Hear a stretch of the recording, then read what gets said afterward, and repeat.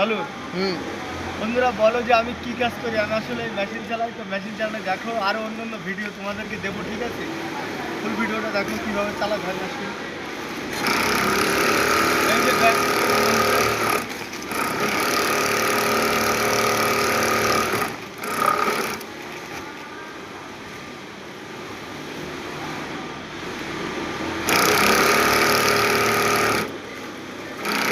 এটা এক সাইড হলো, আর এক সাইড চালাতে এখনো বাকি, তারপর কন্টিনিউ ব্যাক হলো।